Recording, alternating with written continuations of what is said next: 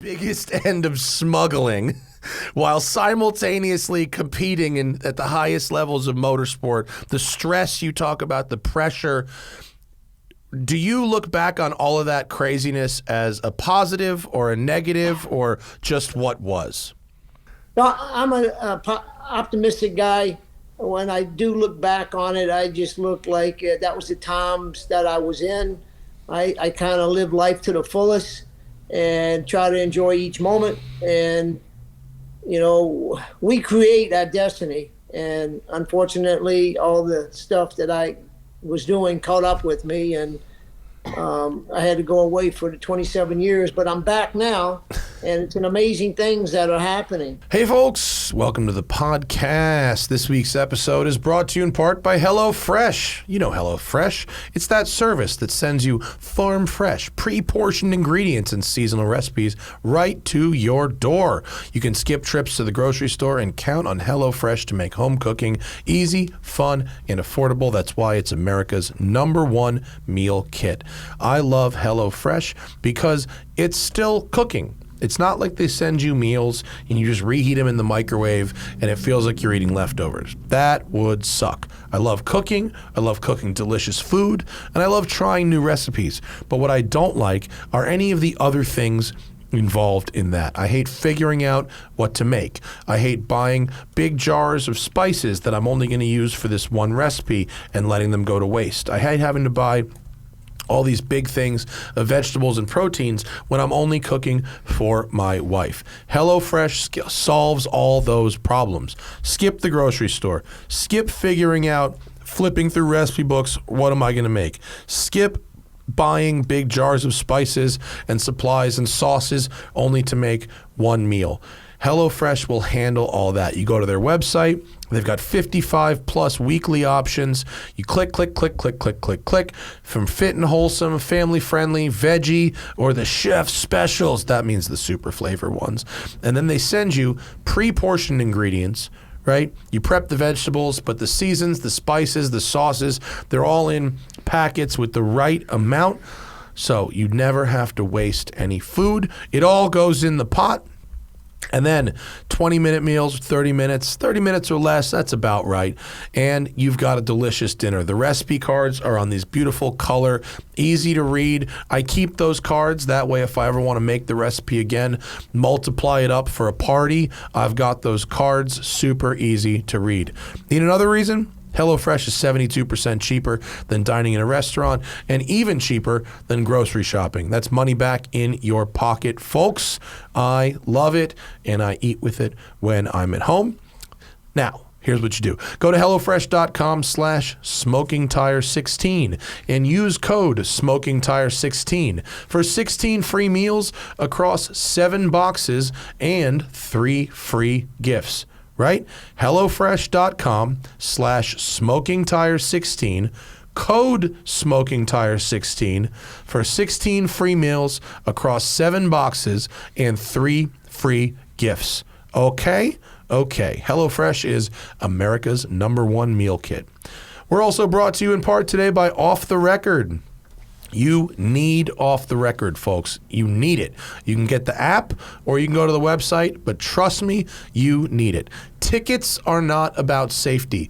Tickets are about taking money from you, transferring it into those with the power to do so. That could be the court, that could be the state, that could be the insurance company.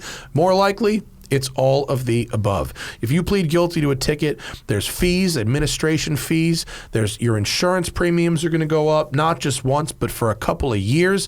You can exit that ecosystem with Off the Record. Off the Record is a service that will match you with a qualified attorney in the area where you got that ticket. Could be where you live, could be where you work, could be where you vacation, and they will fight that ticket on your behalf. It is so easy and it's so successful. They have a 97% success rate, and if they don't get the ticket off of your record, you get your money back. It's that straightforward. So go to offtherecord.com/TST or use code TST10 on the Off the Record app. You download that app, you got it on your phone, you're ready to go. All you do is snap a photo of that ticket and Off the Record is on your side. So go to offtherecord.com/TST, code TST10 on the Off the Record app. They cover almost every driver in America nationwide, and these codes are good for a couple of years, folks. They'll save you 10% on any legal service booked through Off the Record. We love having them as a sponsor. They've been great to us. They've been great to our listeners. I get emails all the time from people who used Off the Record and it worked out. And we're so happy that it did, because it'll save you money, it'll save you headache, and there's no downside. Honestly, it's great. But on with the show. All right, folks, on this one, we go down to Florida with Randy Lanier. Randy was a racing driver that was the 1986 Indy 500 Rookie of the Year, and then he did 27 years in prison because on top of being a racing driver, he was also one of America's most prolific marijuana smugglers. This dude was moving units, boats, barges from South America to North America. His book, The Survival of the Fastest, co-written with my pal AJ Baim, is on stores now. Get it where you get books. Support your local bookstore. But I really love this guy's attitude. He is a changed man. He's a very positive guy. He's got a lot of life advice, life experience, but he also knows how to tell a good story. We talk cars, we talk boats, we talk racing, we talk weed, and we talk mindfulness with Randy Lanier on the Smoking Tire Podcast. Biggest end of smuggling while simultaneously competing at the highest levels of motorsport. The stress you talk about, the pressure. Do you look back on all of that craziness as a positive or a negative or just what was? No, I'm an optimistic guy. When I do look back on it, I just look like that was the times that I was in. I kind of live life to the fullest and try to enjoy each moment. And, you know, we create our destiny. And unfortunately, all the stuff that I was doing caught up with me. And I had to go away for the 27 years. But I'm back now. And it's an amazing things that are happening.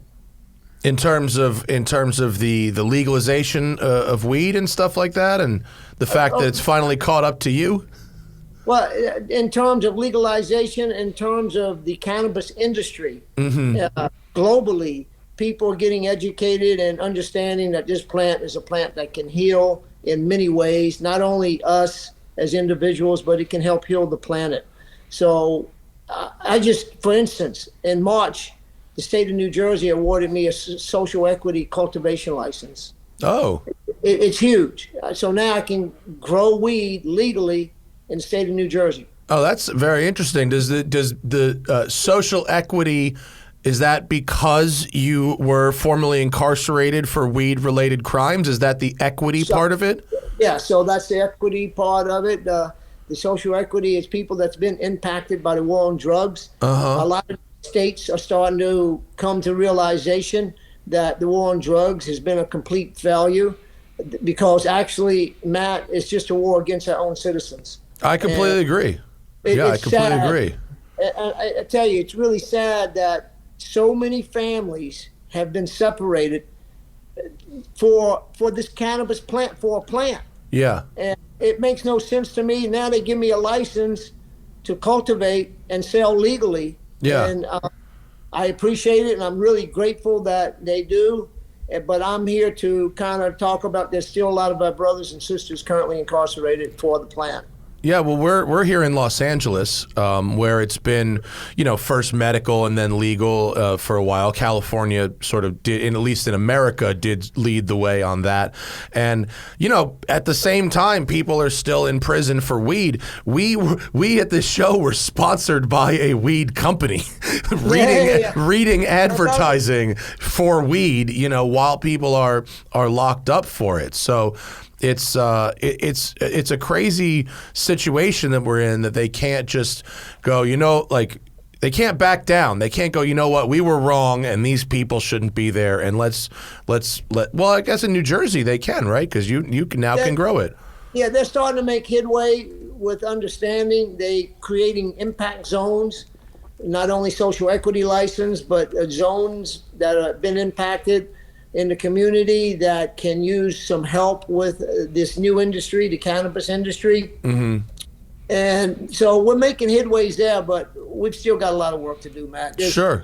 Tens of thousands of people incarcerated for cannabis. I am currently vice president of freedomgrow.org. It's a 501c3 nonprofit, all volunteer organization. None of us are on salary. We all do this organization through our volunteer time, and we go to events and gather signatures to give to the pardons attorney and to President Joe Biden, asking him to release the 176 cannabis prisoners that are all nonviolent on our list. There's 176 and are all these like heavy hitter type, No. they're mostly small time people? A lot of these are small times. We've got people that are serving 6 and 7 years for 50 pounds of weed. To me, that's a small time when we have corporations in these states that are selling 1,000 pounds a week. Sure. Yeah. Making $300 million every quarter. Sure. Down here in Los Angeles, there's areas where, you just drive right through downtown and you get hit in the face with the skunk. And there's guys, cashing enormous checks for this kind of stuff now. Let's go back to the beginning, because I'm 100% with you on what you're doing with weed and the reversing of those wrongs. But let's talk about racing, because this is a car show. Ultimately, this is a car show. In the beginning, as you got into sports car racing with your little Porsche 356, and you caught that bug and realized how expensive racing could be, at least in your story here, moving weed was really the most straightforward way for you to finance this racing bug. Which really fed the other more, the smuggling or the racing, or was it just mutually beneficial situation? It was a mutual beneficial situation. The racing got expensive as I left the club racing and started doing the IMSA racing. So, of course, I started bringing in bigger loads to support my financial endeavors with getting a car to race car, to the track, a 2-car team, and that is expensive. So it happened to fit really good with what I was doing. I seen a path there where I could go and do racing and maybe be successful through the smuggling operation. When you realized that all these people in the paddock were doing the same thing as you, when you got there and you realized, holy shit, everybody here that doesn't have like Mobile One on the side of their car is like moving units to do this. Was it a shock to you, or were you like, no, I kind of get how this works? Well, it wasn't everybody, but it was a lot of people. So going through the paddocks and seeing all the people that were involved in drug distribution, smuggling, was an eye-opener. I mean, I still amazed when I go back and think about it, and about the people that I met that were involved in some kind of illegal activity. Of the teams that were not involved in that, were they all wise to, let's call it the privately funded racers like yourself, or the people that were sponsored by oil companies or other large corporations? Do they not have any idea? Well, I think all the factory team drivers and so forth probably did have an idea. The kind of lifestyle that we was having, flying around in Learjets, big parties, just I think they couldn't have happened to. They had to have an idea. Yeah, once in the 1980s, if you had a jet, I mean, it's not like today. I mean, don't get me wrong, jets are extremely expensive today, but you don't just book a leg back then. You got to own the plane back then. There was no net jets. It wasn't just like, oh, let me pull up the app and do it. Like someone had to physically there were probably fewer own of them. that plane. Fewer Yeah. jets. Okay. Yeah. And like when we talk about like especially like offshore powerboat racing in the 80s, like that made sense because you needed fast boats anyway to run the units. So of course they're gonna race the boats. It's like early NASCAR and Prohibition, right? But when it's the funding of a completely separate enterprise that is purely for Randy's entertainment and speed goals, it's interesting stuff. You mentioned the boat racing, so a lot of guys would schedule their pickups with weed and stuff on days that they was having boat races and just a lot of coverage. So it was you could run on in while they was racing and look like you part of the deal. Oh yeah, right. That makes sense. Like, I'm just in the poker run today, guys. Yeah. Were you? I'm into boats as well, and a lot of your in your book, you get very specific with your boats. You clearly loved boats as well, being a South Florida boy. What was your favorite boat of all time that you had? Probably my 36 Cigarette. That was when that boat was really when Cigarette was the king of speedboats, right? Before that, I had a 28-foot Cigarette that I really enjoyed, but the 36 I could do a little bit more with larger waves. That it would take on heavier seas, and that I kind of enjoyed when I was out there trying to just use it as a boat to get some thrills on jumping waves. Was it painted all crazy, or was it more low key? Low key. I had no name on my boats. I never put a name on my boat, except for my sport fisherman. Oh yeah, what was the name? The Hatteras, right? The 65 Hatteras. That I did put a name called Real Living. Huh. And of course it's like a pun. Yeah, of course it's like a fishing pun. Yeah, you got to have a good pun on the boats. Well, it's smart because some criminals put like the pun of their crimes on the back of the boat, which is a terrible idea. I just always read about retrospect. some fucking bank CEO that named his yacht Overdraft. Like, what a shitbag. Right. Exactly. Overdraft, you fucking asshole. You kidding me? Are you still, I know that, once you had 27 years behind bars, I imagine you reoriented your priorities away from some of the material stuff. But are you still into boats? No, I don't have a boat.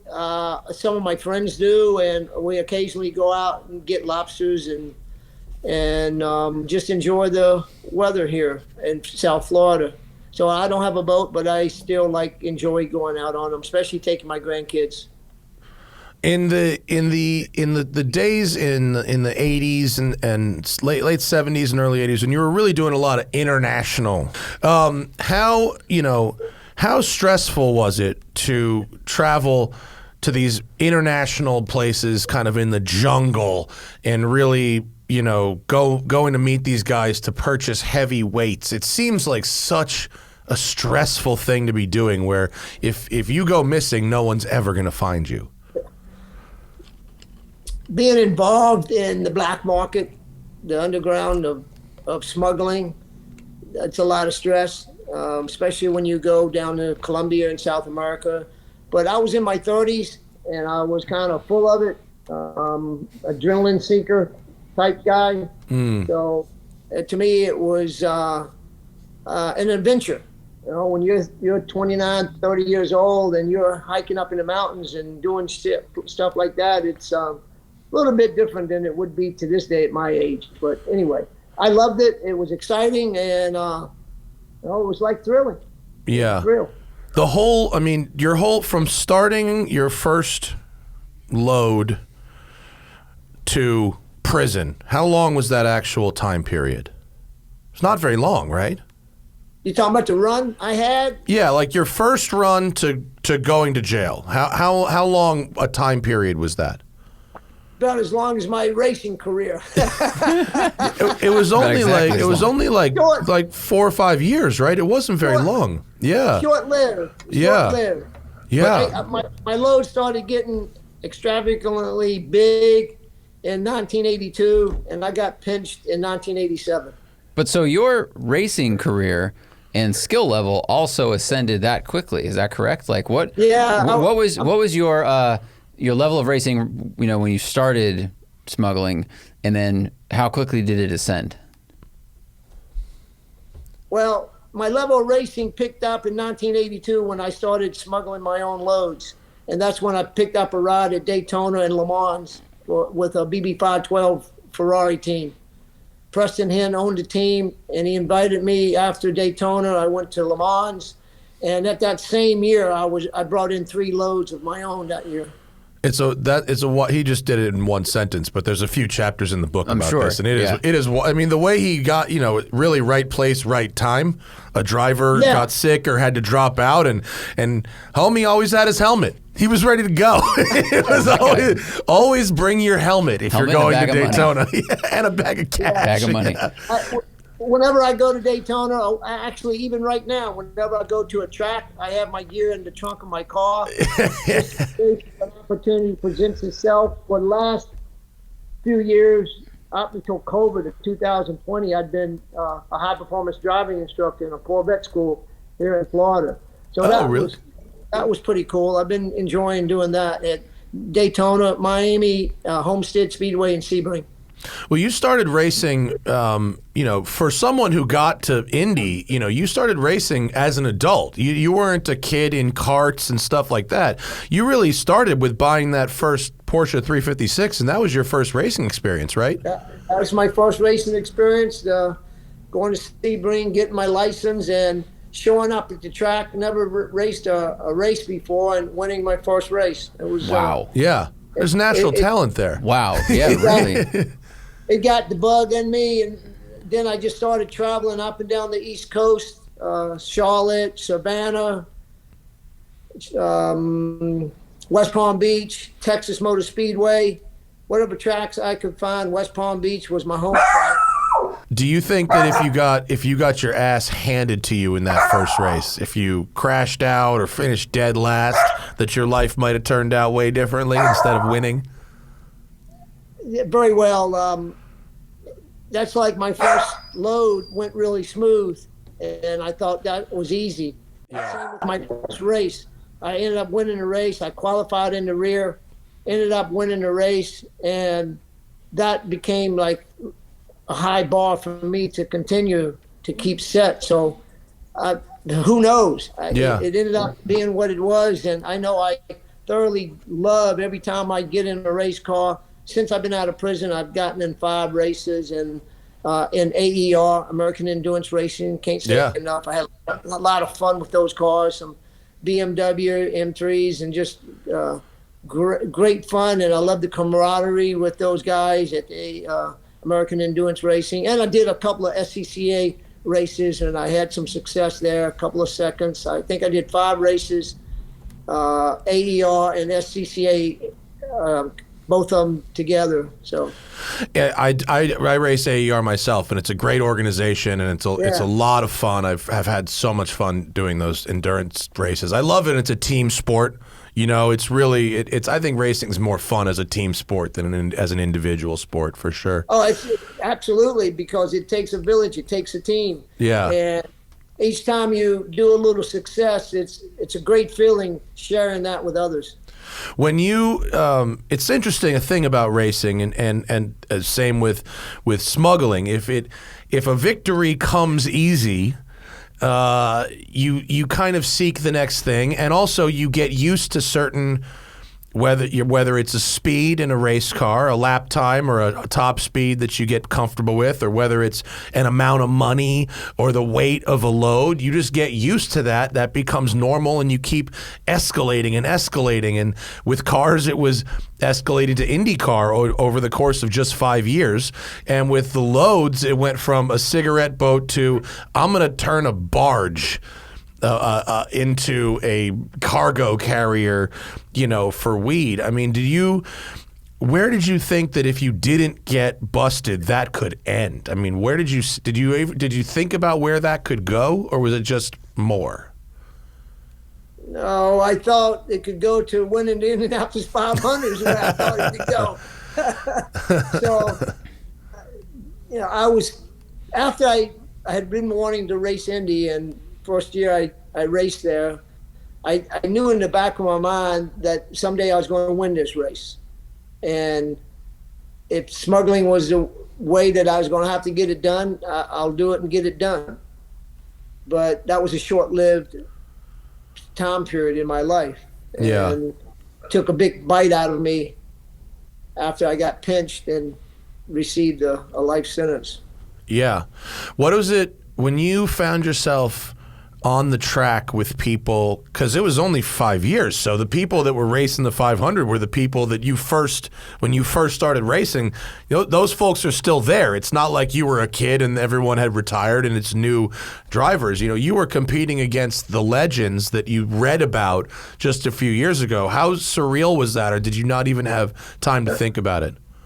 No, just being at the track and meeting Rick Mears and Mario Andretti and Michael Andretti and Danny Sullivan and Bobby Ray Hall, AJ Ford, Johnny Rutherford, Tom Sneaver. All these guys are fast, and they were my idols that I looked at, and it's just amazing when you go to these tracks, you become friends, and you feel like I can get this done, and just amazing. It feels so real when you're in that kind of situation. We've got a photo of you in your Indy car here, the number 57. That's at Long Beach Grand Prix.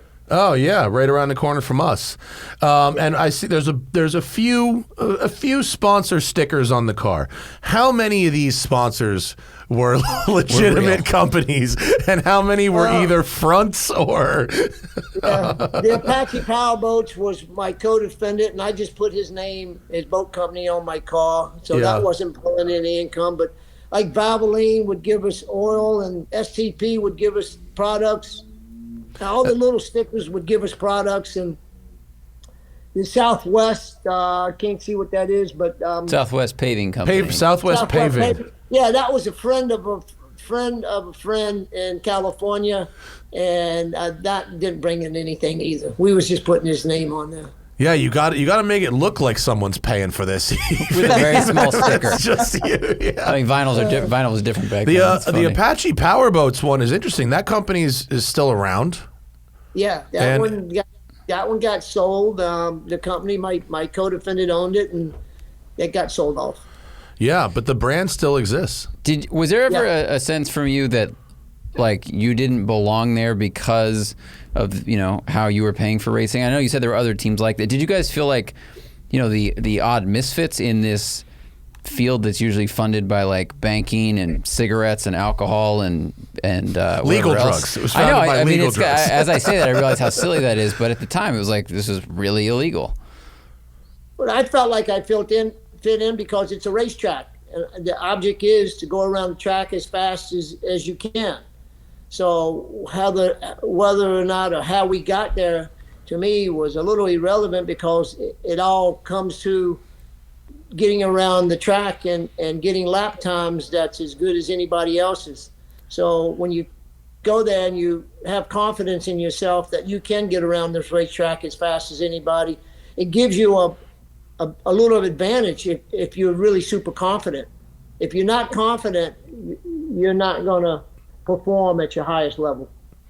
At one point in the book, you said you were at the track and there was some suits kind of following you around, and I think you thought it was the feds or some kind of criminal investigation. It turns out it was representatives from a major automaker who wanted you to go race for them. And you took the meeting and ultimately decided not to. But do you think, what if you had made a different decision in that meeting? You could have, I mean, I don't want to what if your whole life, because you did what you did, and now here we are. But you had a lot of time to think about every one of those decisions, and I was wondering if you thought about that moment as a what could have been. So we all go through life, and a lot of times we realize later that we made a bad choice, a bad decision. And what you're speaking about is Ford Motor Company had invited me to a meeting to be a Trans Am driver in 1985. and I turned it down. I had a load out on the water, and I felt like I couldn't continue to smuggle and earn like I was to support what I was doing and be in a factory drive with corporate people doing car events and so forth. And I kind of had gotten independent and wanted to be my own boss. And I think that kind of helped make my decision on turning that offer down. Yeah. But to answer that, that was probably a bad decision on my case. But it must have felt amazing. Have felt cool, You're getting though, approached yeah. by Ford. It's not, John's Automakers or Austin. This is not even one like of the March largest, or Brabham. It's right, Ford. It's Ford. Like they show up and say, "Would you like to drive for us for Trans Am?" I mean, did that give you a feeling that you'd made it, or did you already have that because of Indy and Daytona? Well, no, I hadn't. I was racing in IMSA when that happened. I hadn't went to Indy yet. Okay. I got offered in '84 when I was competing in the Blue Thunder March GTP team, and they asked me to be a driver in the Trans Am series in 1985. And I was so wound up in what I was doing and wanting to go to Indy that my sights were eventually go to Indy. And Ford had no interest at the time at all going to Indianapolis. And that kind of helped me make my decision along with the load of weed I had out on the ocean. It's a little unclear in the book how long that load was on the ocean. From when it left South America until it arrived in the States, how long was that? It seemed like a while. Little over 6 months. 6 months. Yeah. I don't think about bags of weed staying good for that long. Was it a Viking ship propelled by oars? It was a barge being tugged by a tugboat, right? Okay. It's very slow. Wow. That's very slow. Yeah, really slow. 6 months on the ocean. So these guys must have been salty as fuck when they arrived. They must like the right? Yeah. So and with no modern the people on board didn't know it was weed on board. Right, you'd switch crew, right? Right. Yes. They would have been a lot happier if they knew. They'd hide the weed under false bottoms, and they'd put legitimate product like nuts or coffee or concrete above it, and then they'd switch crew, so the crew only knew about the shit. I mean, I'll be honest, Randy. Like your mindset for logistics. I mean, I feel like you would have been incredibly successful in any kind of logistics, business. Because the problem solving skills that you describe and thinking on the fly are pretty impressive. No, thank you. But look, like everything else with racing, it takes a team. So to do logistics and figure stuff out, it wasn't just me. I had a team. So how much of were the people that worked on the smuggling organization that you brought and helped run the race team also because of their skills, and you knew they could like you said, with the race team you have to move cars and trucks and parts and people and mechanics. Like was there a lot of crossover, or did you kind of separate those two camps with the exception of a good friend? There was some crossover with my team. I had my motorhome driver. He was an offloader. He also was like the cook and chef for the race events when we would have catered events. I had 2 mechanics that were wrenching on my team, and they all been instructed not to speak to anyone about anything concerning weed.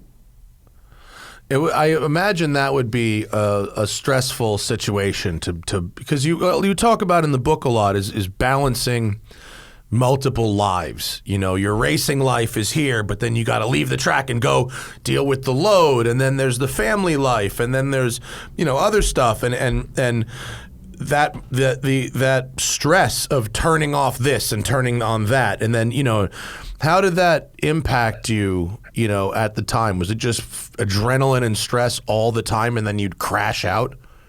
Well, I try to balance it out by going up to the Rocky Mountains and skiing. I was an avid skier, a lot of hiking, a lot of water activity when I can. I kept a boat in the islands, so I try to figure out times for my family and stuff. But in mentioning the identities, we validate our identity through our behavior. So, like, you like cars, obviously.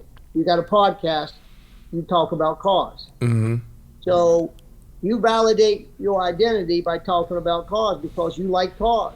You're either going to talk about them, you're going to drive them, you're going to write about them, whatever it is. You have nailed me. Same with football, any other sport. We validate our identity through our behavior. And if you don't, you're not going to feel good about yourself, and you're going to have to do something to validate that identity. And that same goes along with, not to get off the topic, but with addiction. People that are addicted, if by changing the way you identify yourself, you'll change your behavior. I'll leave it at that. That's kind of pretty simple. No, for sure. For the longest time, honestly, like, I smoked weed all day, every day for like 20 years. And I managed a very productive lifestyle while doing it. That's something you can do with weed that you can't do, say, with alcohol or other substances. You know, you can be a totally productive member of society while smoking a lot of weed. And actually, it's been, what day is it? It's August 9th. I last smoked weed on August 4th, 2021. So it's been a year and 5 days since I smoked weed. But for a very long time, I identified as the weed guy. Like, I was the guy who had like a dozen bongs and big jars of fucking weed, and I used to sell it in college. I was selling a lot of weed, and I started with little bits and got up to, you know, what you would call small, 10, 15 pounds. But for a college student, it felt like a lot. And so I understand how escalating larger amounts and becoming identified with that persona can be overwhelming, and getting used to unlimited money. Like, I it was smaller time than what you were doing, but I can definitely like relate to that. And the lifestyle becomes addictive. Yes. So, last 5 years, I worked in substance abuse treatment industry, dealing with a lot of Afghanistan veterans. And it's just mind-blowing how people can get in a mindset and be unconsciously aware of their letting their thoughts lead their actions. Sure. Are you dealing with like PTSD and stuff like that, or purely substance abuse? A lot of PTSD.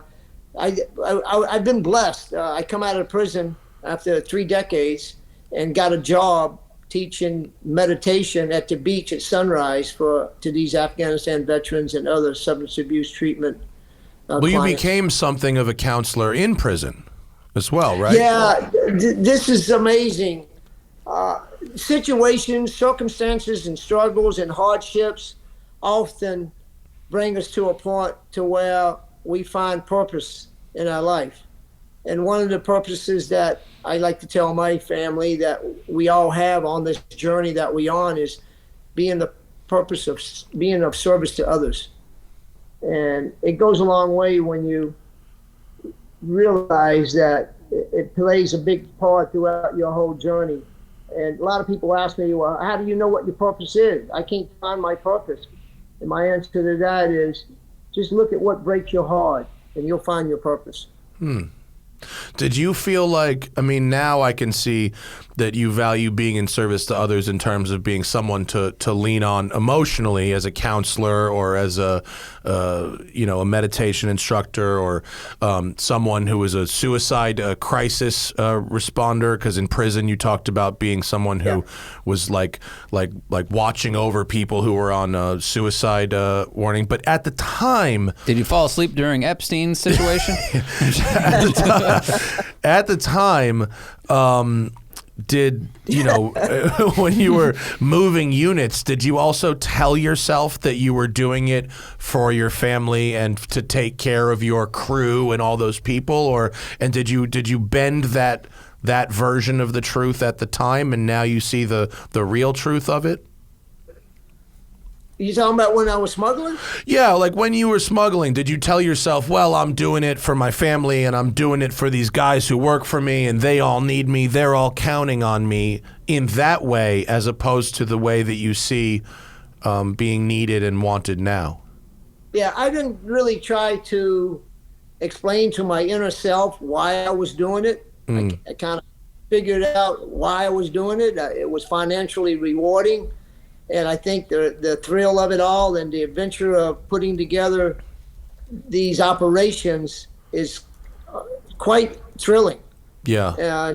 To do an operation and bring it into fruition and make it all work, it's putting many puzzles together and solving many issues as they crop up.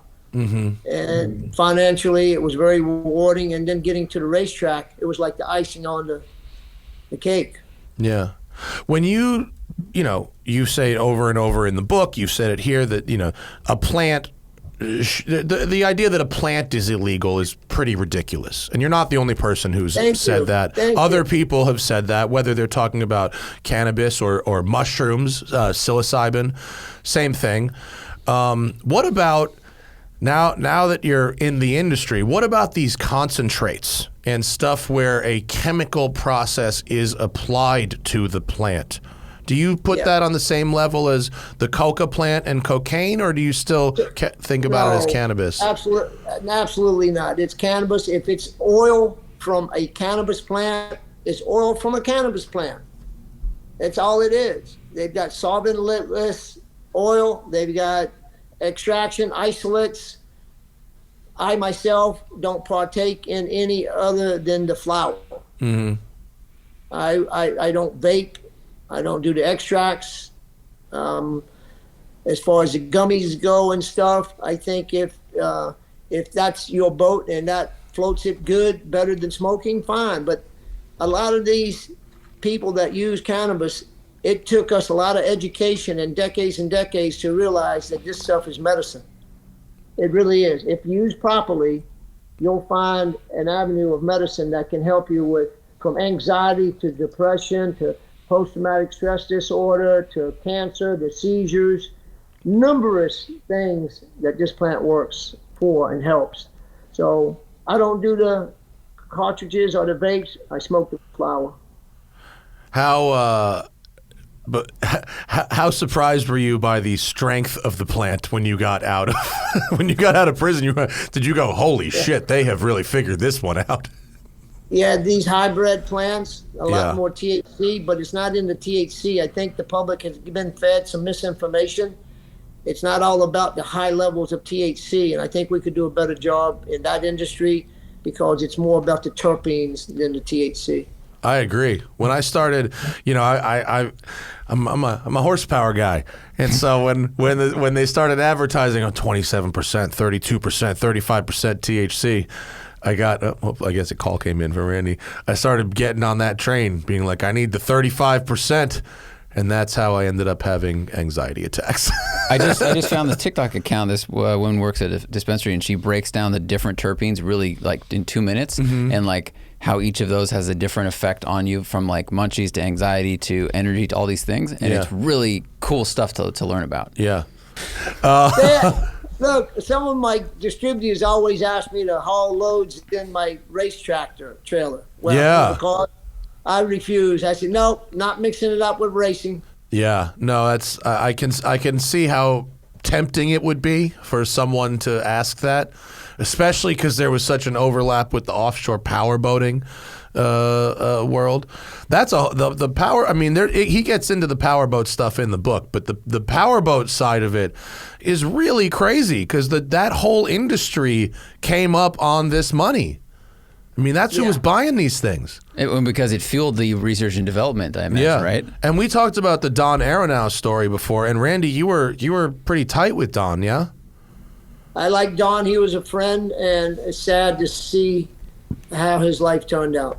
Yeah. He was murdered by someone that I guess you knew, Randy. Well, maybe. I know the person I knew pleaded no contest to the charge. So I can't really say, I don't know other than what the court documents say. Sure. Got to imagine if, I was just thinking of other kinds of racing like power boating that could transport things like Dakar trucks. You know, I think they had one. Remember? Did you ever read that story, Randy, about the Paris to Dakar rally? Do you know what that is? It's like a big off-road race, Yes.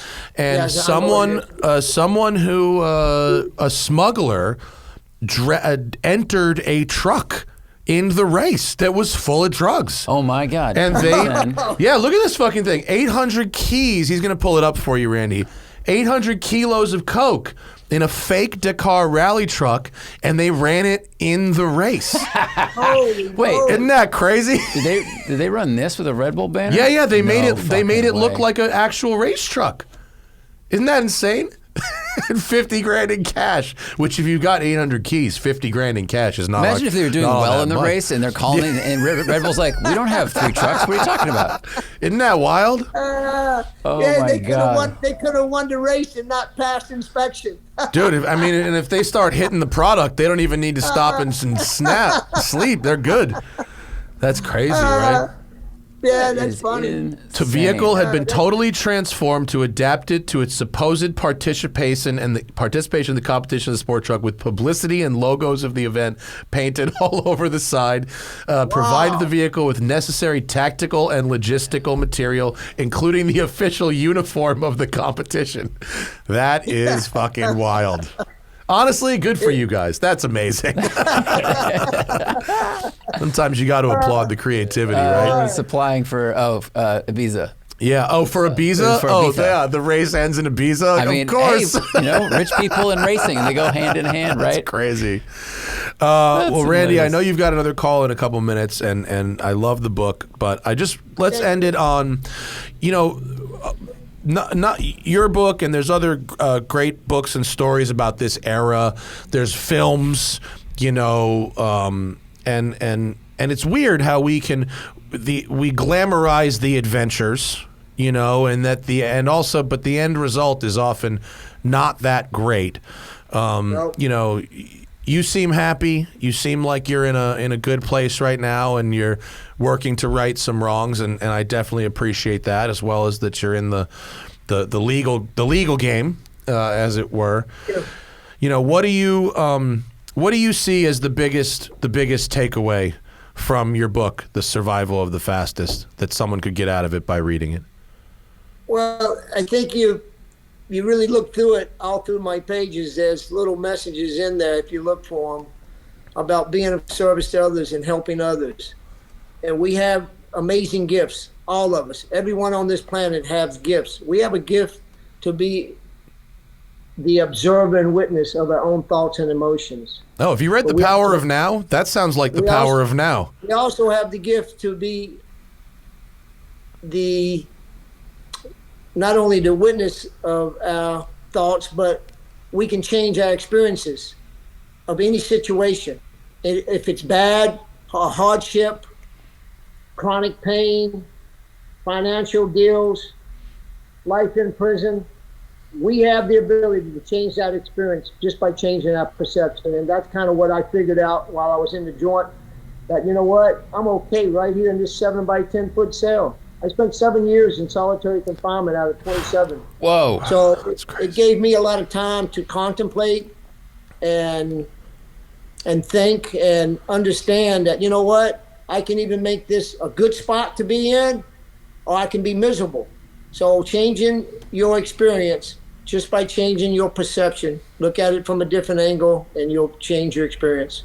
Wow. Are there any books aside from your own that you might recommend for people who want to change their experience? I'm sure you had a lot of time to read. Had a lot of time to read. I'm a big avid reader to this day. Some of my favorite books is The Power of One.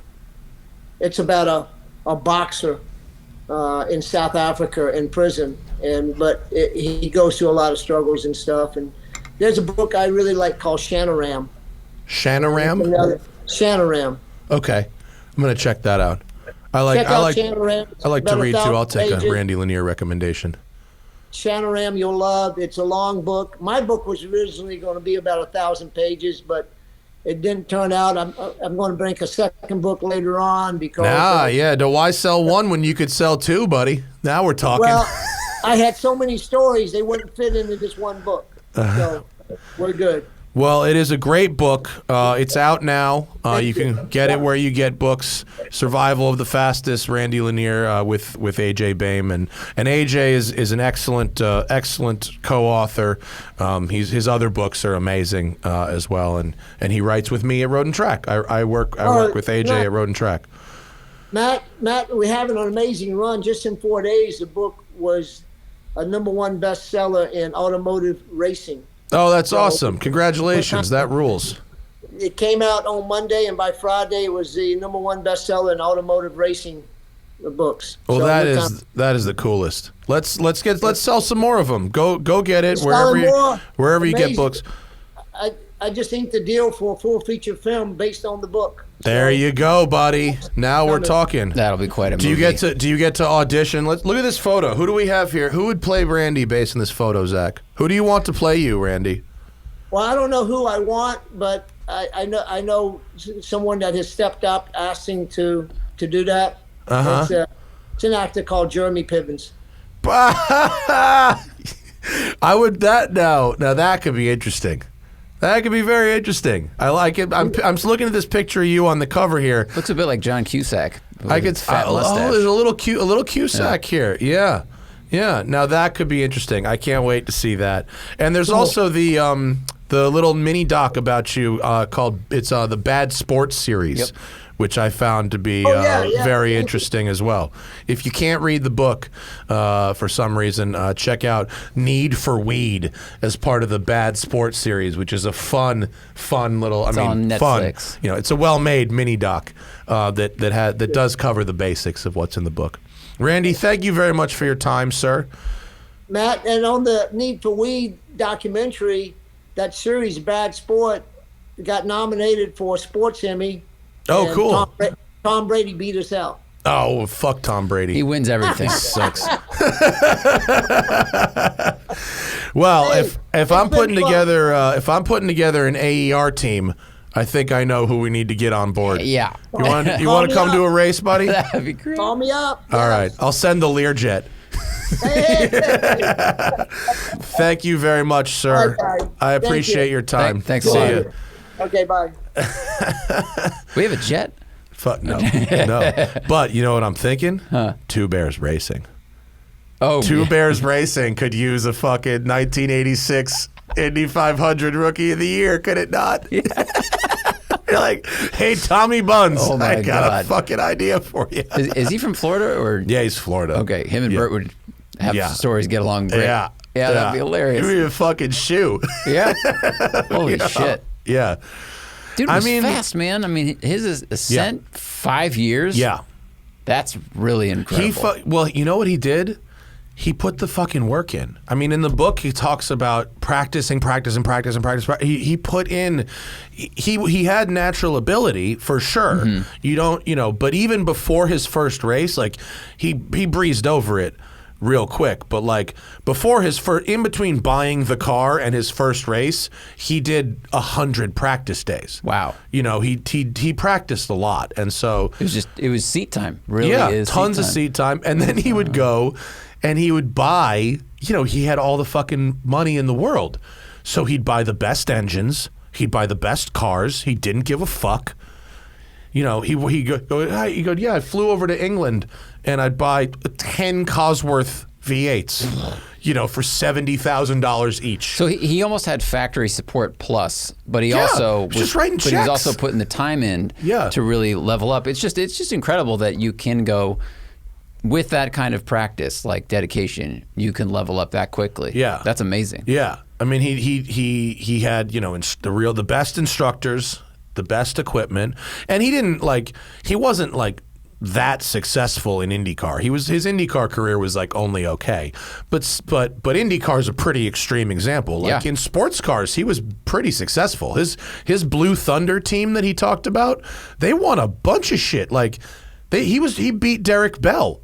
In sports car racing. Jeez. Yeah, the March, where does it say? Blah, blah, blah, blah, blah, cart. Down here? IMSA GT. Yeah, They scored the 1984 Blue Thunder Racing Team. Look at the number, how many ones there are there. They first in the championship. Yeah. It ends in first in the, but yeah. Like they straight won the chip and they beat like heavy hitters. 12 races, he got first in half of them. And he podiumed all but 4. He retired on 2 and had a 7th. Jesus. Yeah, like that Blue Thunder team, like not fucking around. Yeah. That's incredible. Yeah. That's great. And by the way, does Blue Thunder Racing Team, could you have a name that sounds more like a drug smuggling team? Well, I think it sounds like the Blue Angels. That's what makes me think of something like that. Like they perform air shows or something. They called it Blue Thunder because his first race, he didn't have a transporter yet. And one of his buddies had a transporter that hauled power boats, I think. And it was called Blue Thunder. And he named the team after that. And it just stuck. That's cool. Yeah.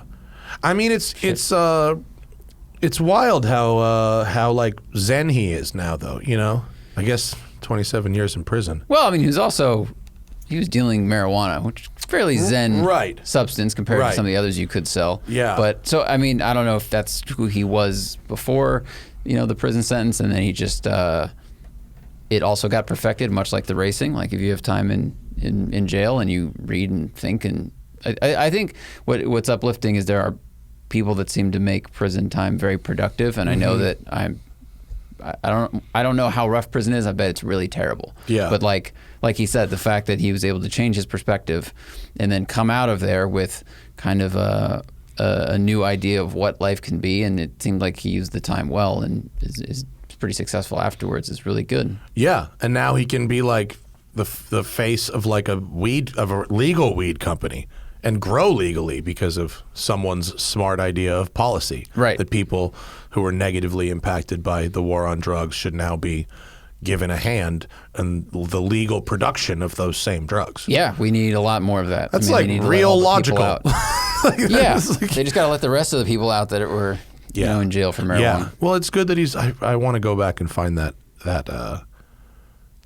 is it called freedomgrow.org? Is that what he was called? Is that what it was called? I want to say it was free. I think it was freedomgrow.org. Was that right? Did I get that right? Wow, I fucking remember that. Yeah, you remember everything. If I was still smoking weed every day, I might not remember that. Also, how weird is it that it's been a year and 5 days since I've smoked weed? It's an amazing coincidence. In terms of scheduling. God, I want to smoke weed so fucking bad. I do. Because alcohol just makes me so fucking fat and hate myself. I've been listening to a lot of Two Bears. It's just like when it's 9:30 a.m. and Bert's like, I haven't drank in 12 hours. And he's like, do we have beers here? Like 3 minutes later? Yeah. No, I'd like to not drink, but like I need something.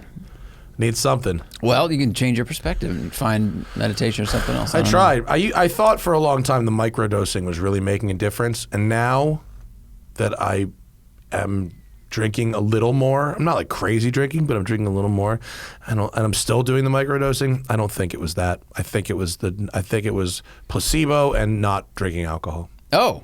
I really do. Okay. Yeah. Well, that's actually good because that's easier. I guess, yeah, it is. You don't have to find mushrooms, and then you also just, that was a good A/B test. Yeah, it is. But not drinking at all is tough for me. I really like wine.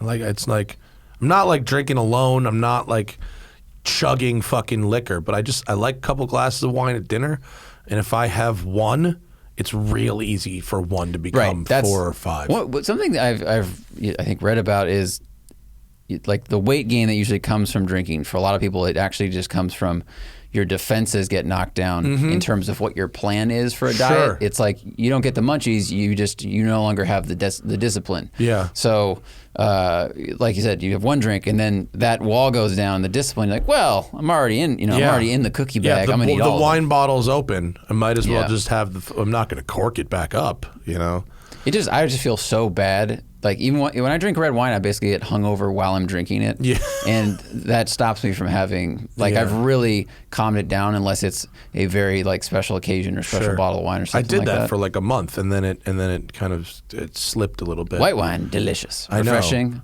I know. Cool. But lots of sugar. It's easy. So much. I know. Yeah. But I was thinking my weed really got out of hand because that sponsorship. And if I didn't have that and had to go back to buying weed in cash and like having smaller amounts and being like a little more conscious of what I was buying, like could I buy weed that was not so strong, smoke a little less of it? No. You don't? I'm going to say no. Yeah, you don't think so? Because I don't think it's not like it costs an exorbitant amount of money. Yeah, but when I had a jump. QP a month. I mean, that is different. But I that's remember a lot. I remember before that when we didn't have a sponsorship and you were still getting rather large bags at the store, because it's like, because you can. That's, Yeah. yeah. It's not prohibitively expensive. No, I shouldn't smoke weed, but God, I really would like to because it would mean that I'd probably drink a little less. I mean, I can't advise you on either one of these things. Like, if I tell you not to, then I feel like I'm a parent. You're not required to. And I I'm just definitely don't speaking want to into a tell you to, microphone. and then slip into it. Yeah. I don't know. But anyway, I almost thought he said that book, The Power of One. I thought he was about to say The Power of Now, which is the book. Of course, I mentioned it to Hurt without giving the fucking name, and I had a bunch of people who asked me about it. And it's The Power of Now by Eckhart Tolle. And I'm going to reread it. But The Power of One. This is All right, I will take the Randy Lanier reading suggestion. What's the about a other boxing one? child. And the other one was Shantaram. What is Shantaram about? It is. Give me the fucking. How do I get down there? Where is it? There's no synopsis. No, nothing. Get the fuck out of here. Nothing. Okay, well we'll figure it out. Interesting. These seem like actual like narrative stories and not just like changing your thought process. But I will buy and read. Interesting. And I mean, someone who's got that much time to read and has changed their life that much, I think I'm going to take their reading. Oh, here you go. suggestions. Shantaram is about an escaped convict with a false passport who flees maximum security prison in Australia for the teeming streets of a city, which is Bombay, where they can disappear. That seems like it's dangerous for a prisoner to be reading that. But okay. You're reading it, like, what's that book about? I was like, I'm just reading this book about how this guy escaped an Australian maximum security prison while I'm in prison. That's like that scene in Shawshank where he's like, what's this about? He's like, you'll like it. It's about a prison break. Cool. Well, that's fucking interesting stuff, man. That Randy is cool. I mean, he's definitely done some things that are not above board in his past, but it seems like he is attempted to make some amends. And certainly 27 years for fucking moving weed. The guy did his time. Well, he got a life sentence, which was because of a new piece of legislation at the time. Yeah. And I mean, I don't know if they do that now, but it's supposed to be no possibility for parole, but obviously things change, legislation changes, and we got a pardon. Fortunate. You got pardoned? Obama pardoned him. Oh shit, I didn't know he that. got a pardon. All right. Yeah. And I'm not sure how that affects wait, is that correct? Did he get a pardon? They changed a policy. The Obama administration changed a policy that allowed him to get out. But I don't know if the word pardon is the correct word. I don't want to say the wrong thing. I don't know. I don't think it was one of those like wave of the pen presidential pardons. Let's see, this is from October, I think 2009. This is on whatever, a blog. But a brief order was issued by Judge Gilbert, but gave no reason for the sentence reduction. His release came with heavy restrictions, including drug and alcohol tests, et cetera, et cetera. So it looks like not a pardon. Oh, sorry. So earlier this year, U.S. Attorney General Eric Holder Jr. endorsed a proposal to reduce sentencing for convicted drug dealers while seeking to eliminate mandatory minimum sentences for nonviolent drug offenders. Okay. Right. Yeah. So not a pardon, but the policy was changed. Yeah. Okay. Got it. Didn't want to fuck that one up. Mm-hmm. Right then, we are back tomorrow afternoon with Ash Thorp for the live people. Ash is a digital artist and a car designer. He designed the current Batmobile that Zach wrote about for Road and Track, the aesthetic design of it. And we're going to have an interesting conversation about designing cars, digital artwork, NFTs, because Ash is one of the more legitimate reasons for NFTs, I want to say. Someone who actually sells real, legit digital artwork and isn't just slinging JPEGs for cash. And so that's tomorrow at 2 p.m. Pacific. And then after that, we're going to try to feed the algorithm by talking about money. I was approached by someone who is an automotive enthusiast accountant who is going to help us learn how to buy cars, invest in cars, sell cars in a smart financial way. Feed the algorithm by talking about money, they said. So we're going to try that. And actually, I think it'll be an interesting conversation. I think it's a really important topic. Yeah. I think a lot of people are buying or leasing cars they shouldn't and can't afford and getting stuck in a lot of crazy debt. Yeah, and a lot of people ask me for financial advice about cars that I don't want to give. I was a fucking fine arts major. I don't know shit. You're like, well, when buying a POW. Yeah. When you have saved enough money, then you write one check for a car. That's the extent of my knowledge. So that's our show. Thank you to Randy Lanier. Get the book, The Survival of the Fastest. Just Survival of the Fastest. Weed, Speed, and the 1980s Drug Scandal that shocked the sports world. It is at bookstores and online now. And I'd like to give this copy away. This one's a cool one because it says "Not for Sale," coming in August 2022, and I'll figure out how to do a little giveaway for this one. And that's our show. See you later.